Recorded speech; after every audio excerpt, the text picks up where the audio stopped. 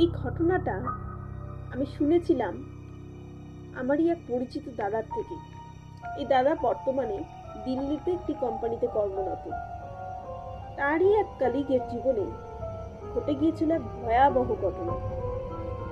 আজকাল আমরা অনেকেই ডেলিভারি বয়ের ব্যাপারে জানি। তো অনেক মানুষ থাকে যারা হয়তো কলেজে পড়াকালীন বা বিভিন্ন সময় পার্ট টাইম জবের জন্য ডেলিভারিটাকে প্রফেশন হিসেবে বেছে নেয়। তো তেমনই দাদার এক কলিগ আছেন যিনি তার কলেজে পড়া অবস্থায় ডেলিভারি বয়ের কাজ করতেন। তো সেই সময় ওনার সাথে ঘটে গিয়েছিল এক ভয়াবহ ঘটনা। সে বলেছিল কিছু কিছু অর্ডার থাকে যেগুলো শুধু খাবারের নয়, হয়তো বা মৃত্যুর ডাক নিয়ে আসে। এই গল্পটাও বা আজকের এই ঘটনাটাও কিন্তু সেরকমই একটা অর্ডারের। অবশ্যই ঘটনাটি মন দিয়ে শুনবেন এবং কেমন লাগলো আমাদেরকে জানাবেন। আর অবশ্যই ভালো লাগলে লাইক দেবেন, শেয়ার করবেন। তো নমস্কার, গল্পঘর বাংলা চ্যানেলে আপনাদের সকলকে স্বাগত। আমরা ছোট থেকেই বিভিন্ন ঘটনা শুনে বড় হয়ে উঠি। ঠিক সেরকমই কিছু ঘটনা গল্প আকারে আমি আপনাদের সামনে তুলে ধরি এই চ্যানেলে আমি শেয়ার করি বাস্তবে বিভিন্ন ধরনের আধ্যাত্মিক ঘটনা বা ভৌতিক, অলৌকিক বা কোনো মজার ঘটনা, যা আমাদের জীবনে অনেক ধরনের শিক্ষা দিয়ে যায়। তো চলুন আজকের ঘটনাটা শুরু করা যাক। তো যেমন বলেছিলাম, এই যে দাদার এই কলিগ, তিনি না একটা সময় খুব মধ্যবিত্ত বা খুব গরিব একটা, মানে একদম গরিব না হলেও মোটামুটি নিম্ন মধ্যবিত্ত একটা ফ্যামিলি থেকে বিলং করতেন। কিন্তু উনি পড়াশোনায় ভীষণ ভালো ছিলেন। তো কলেজে পড়া চলাকালীন সময় উনি ঠিক করেন, যেহেতু ওনার একজন দিদির বিয়ে হয়ে গিয়েছিল আর একজন বোন ছিল, তো বাড়িতে অনেকেই ছিল, যেহেতু ওনার বাবা একটা খুব ছোটোখাটো জব করতেন আর ওনার মা ছিলেন হাউসওয়াইফ। তো ওই দাদা ডিসাইড করে কলেজ জীবনে যে ডেলিভারি বয়ের কাজ করবে। আর এখন তো বিভিন্ন ধরনের জোম্যাটো বলুন বা সুইগি বলুন, বিভিন্ন ধরনের খাবারের ডেলিভারি কিন্তু আছে। আবার অনেক সময় পার্সেল ডেলিভারি হয়। তো উনি একটা ফুড ডেলিভারির সাথে যুক্ত ছিলেন। তো ওই দাদাকে আমি অরুণদা নামে সম্বোধন করছি, আসল নামটা আমি আর নিচ্ছি না। তো দাদা তো কলেজ চলাকালীন ডেলিভারির কাজ শুরু করলো এবং দাদা বেশ ভালোই কাজগুলো করতেন এবং খুব এনজয় করতেন তার কাজটা। আর তার থেকেও যেটা বড় কথা হলো, মাসের শেষে কিছু টাকা ওনার হাতে এক্সট্রা আসতো। তো এই সমস্ত করতে ভালোই চলছিল দাদার জীবনটা। তো এবার কি হয়, ডেলিভারি করার কিন্তু কোনো নির্দিষ্ট সময় থাকে না, অনেক রাত পর্যন্ত কিন্তু ডেলিভারির কাজ করতে। কিন্তু ওরা যেহেতু পার্ট টাইম কাজ করতো, তো ওরা যতগুলো করতে পারতো ডেলিভারি পার ডে, ততটাই কিন্তু ওদের টাকা হতো। তো যাই হোক, ওই দাদাও অনেক সময় অনেক রাত অবধি ডেলিভারি করতেন। তো সেদিনকে যে ঘটনার দিনকে আর কি, সেদিনকে একটা ডেলিভারি অর্ডার এসছে। রাত তখন প্রায় 10:30টার কাছাকাছি। দাদার মোবাইলে একটা মেসেজ আসে যে একটা জায়গা দেওয়া আছে, একটা লোকেশনে আছে, যেখানে ডেলিভারি করে আসতে হবে। তো যেহেতু তখন অলরেডি 10:30 বেজেও গেছে, তো ওই অরুণদা ভাবলো যে ঠিক আছে, আজকে এটাই শেষ অর্ডার। আর লোকেশনটা দেখেও ভাবলো ঠিক আছে, মোটামুটি বাড়ি থেকে 1/2 ঘন্টা 40 মিনিটের মধ্যে ও খাবারটা পৌঁছে দিয়ে চলে আসবে। তো কথা মতো ও দাদা নির্দিষ্ট জায়গায় গেল, খাবারটা সংগ্রহ করে, যেখান থেকে আর কি ফুড যেটা অর্ডার ছিল সেই খাবার নিয়ে দাদা এবার লোকেশনের দিকে রওনা। তো 10:30টার পরে বাড়ি থেকে বেরোতেই অনেকটা রাত হয়ে গিয়েছিল। আর খাবার নিয়ে যখন যাচ্ছে ওই লোকেশনের দিকে, তখন রাত প্রায় 11টা। মানে শহরটা তখন একটু শীতের সময় ছিল, দাদা যেটা জানিয়েছে। তো ধীরে ধীরে একটা নিস্তব্ধ হয়ে আসছিল। আর যে লোকেশনটা দিয়েছিল সেটা না একটু কি বলবো, নিরিবিলি জায়গায়, মানে খুব একটা জনবহুল জায়গা ছিল না, বেশ মাঠ ঘাট অনেক কিছু ছিল। তো বেশ একা একা দাদা, ওই দাদার একটা স্কুটি ছিল, সেটা নিয়ে সে ডেলিভারি করতে যাচ্ছে। এবার লোকেশনটা এমনিতে বলে রাখা ভালো, ওই অরুণদা এমনিতে খুবই কিন্তু মানে সাহসী ছিল, উনি প্রচুর ডেলিভারি করেওছেন রাতের দিকে। তো এই লোকেশনটা একটু শহরের যেন শেষ প্রান্ত বা একটু মানে খোলামেলা জায়গা, মানে এই অর্ডারটা যে ডেলিভারি দিতে যাচ্ছিল ওনারও একটুখানি সেদিনকে কেন জানি না একটু গাটা শিরশির করছিল, একটু মানে ভয় না পেলেও ভালো লাগছিল না। তো যাই হোক, তবুও কাজ বলে কথা। তো ওই দাদা তখন আস্তে আস্তে চলে গেল।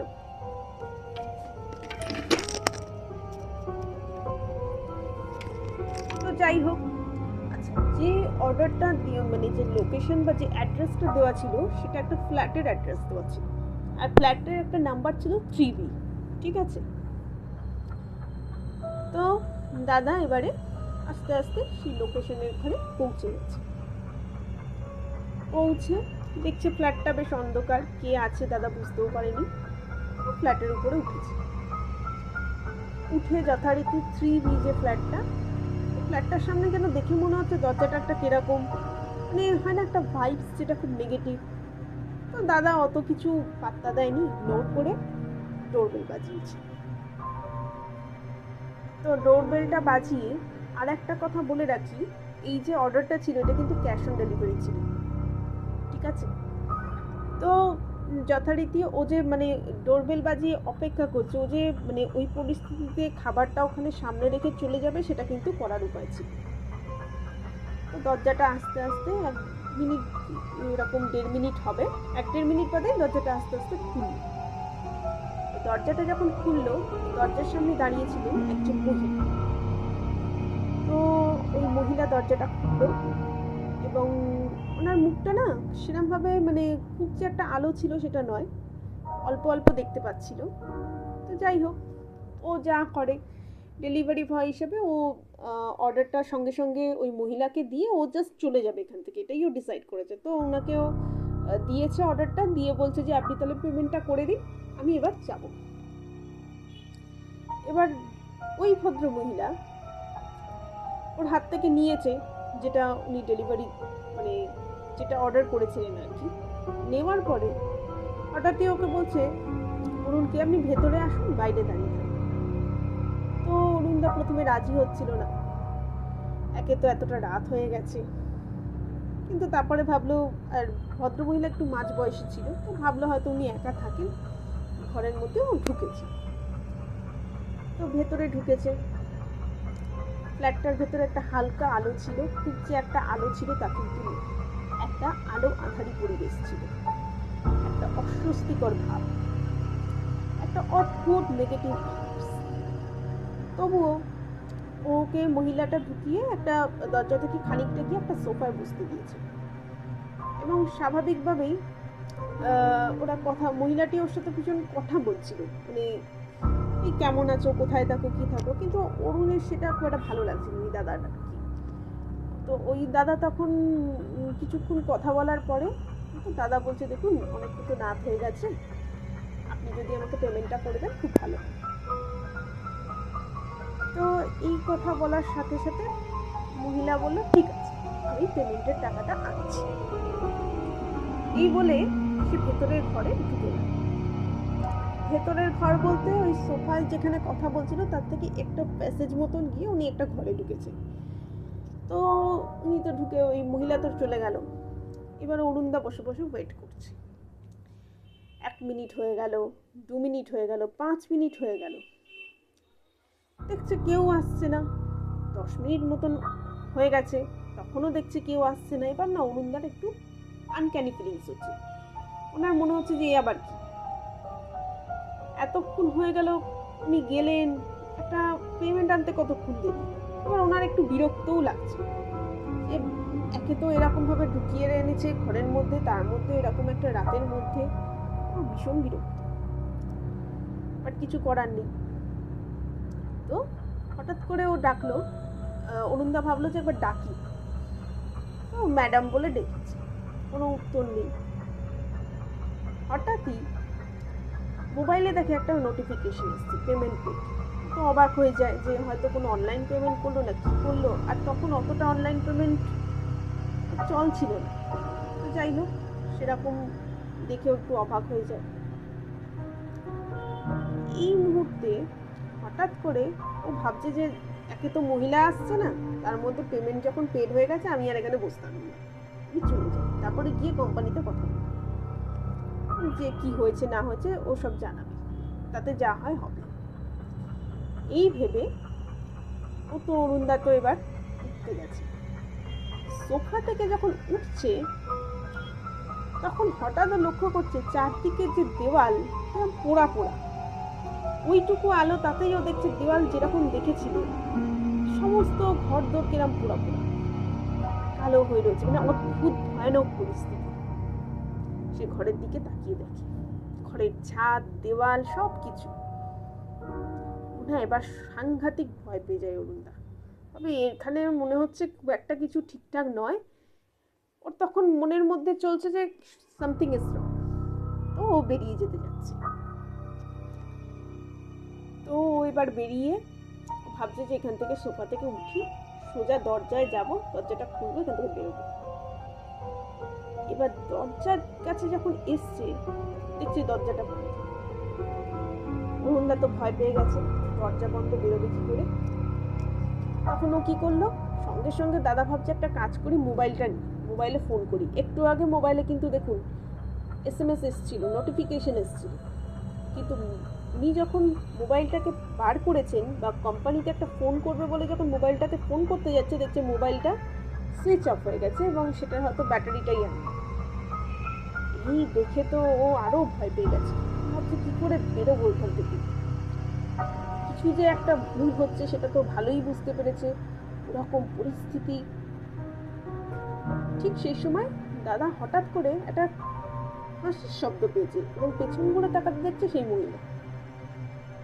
এবং সেই মহিলা যে কিনা ওকে ঢুকিয়েছিল ঘরে, তার শরীর মুখ মানে বিভৎস, একটা বিচ্ছিরি হাসি হেসে যাচ্ছে। তারপর আস্তে আস্তে অরুণকে বলছে, ওই দাদাকে, তুই তো আজকে যেতে পারবি না, তোকে আজকে আমি এখান থেকে যেতে দেব না। অরুণদা তো পুরো ভয় পারলে জমে গেছে, হাত পা কাজ করছে না, পালাতে পারছে না, কি করবে। এবার অরুণদার মা ছিলেন একজন ভীষণ বড় কৃষ্ণ ভক্ত। তো ওই হরে কৃষ্ণ হরে রাম বা শ্রীকৃষ্ণজির নাম নেওয়া এগুলো কিন্তু ও ছোট থেকেই করতো, যেহেতু ওনার মা ছিলেন শ্রীকৃষ্ণের জীব ভক্ত। আর ওনার মাই ওনাকে শিখিয়েছিলেন যখন বিপদে পড়বে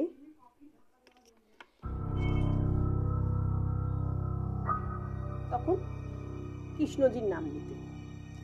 তো ও তখন কৃষ্ণজির নাম নিয়েছে, মনে মনে নিচ্ছে, ও তখন আর কোনো উপায় নেই। সেই সময় যখন কৃষ্ণজির নাম নিচ্ছে, চোখ বন্ধ করে নাম নিচ্ছে, তারপর যখন চোখ খোলে দেখছে কোথাও কিছু নেই। এবং এক ছুটে ওই দাদা তখন দরজাটা যখন খোলার চেষ্টা করলো, দরজাটাও খুলে গেল এবং এক ছুটে দাদা ওখান থেকে সঙ্গে সঙ্গে ফ্ল্যাট থেকে নেমে নিচে স্কুটি নিয়ে সোজা বাড়ি চলে যায়। গিয়ে তো প্রচন্ড ভয় পেয়ে গেছে যে কি হলো ওনার সাথে, কেনই বা এমন হলো, কি ছিল। গিয়েও সেই রাতে তো ঘুমিয়ে পড়েছে এবং পরের দিন সকালে যখন ঘুম থেকে উঠেছে সে তো প্রচন্ড জ্বর। তো সেই অবস্থাতেই কোনো রকমে অরুণদা মা যখন এসছে, অরুণদা ওর মাকে সব ঘটনা জানে।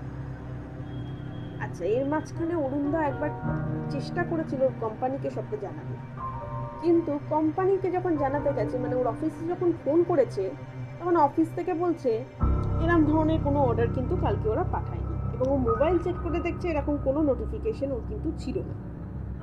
তো যাই হোক, ও তো বুঝতেই পারছি যে কিছু একটা ঘটনা ঘটেছে ওর সাথে। তো তখন ওর মাকে সবটা খুলে বলে।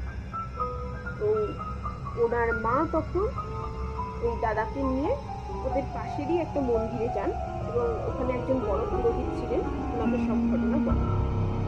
ওই পুরোহিত তখন বলে যে কোনোভাবে এই যাতায়াতের পথে হয়তো হাওয়া বাতাস কিছু লেগেছিল এবং এই যে ঘটনা ছিল, যেখানে ও পৌঁছেছিল সে সাধারণ কেউ ছিল না, সে একজন অশরীরী ছিল এবং সেও হয়তো আগুনে পুড়েই ওই ঘরে মারা গিয়েছিল। তো সে হয়তো অরুণের সেদিনকে কোনো বড় ওই দাদার ক্ষতি করে দেবে এই ভেবেই ডেকেছিল কোনো কারণে। অনেক সময় আমরা যখন যাই আর কি, অনেক হাওয়া বাতাস লাগে বা অনেক কিছু হয়, সেরকমই কিছু একটা হয়েছিল। কিন্তু ওই যে কৃষ্ণজির নাম নিয়েছিল, তাতেই কিন্তু ও বেঁচে গিয়েছিল। যাই হোক, ওকে এক ঠাকুরের ফুল দিয়েছিল এবং কৃষ্ণজির নাম নিতে বলেছিল এবং বলেছিল রাতে যদিও বা কোথাও বেরোয় তাহলে অবশ্যই যেন সাথে কোনো না কোনো ঠাকুরের ছবি হোক, ঠাকুরের কোনো ফুল হোক সাথে যেন রাখে। তো এই ছিল আজকের ঘটনা। তারপর থেকে অরুণদা আর ওই ডেলিভারি বয়ের কাজ করতো না। তো সেই দাদা এখন ভালো জায়গায় চাকরি করে পড়াশোনা শেষ করে। তো কি হয় না, আমরা রাস্তাঘাটে হয়তো অনেক সময় বেরোই, অনেক মানুষকে দেখি যারা হয়তো আদতেও মানুষ নয়, হয়তো কোনোভাবে আমরা তাদের টার্গেট হয়ে পড়ি, তারা হয়তো কোনো না কোনো কারণে আমাদেরকে চেষ্টা করে। এবং দেখবেন যাদের রাশি খুব হালকা থাকে অনেক সময় কিন্তু এ ধরনের ঘটনা তাদের সাথে ঘটে যায়।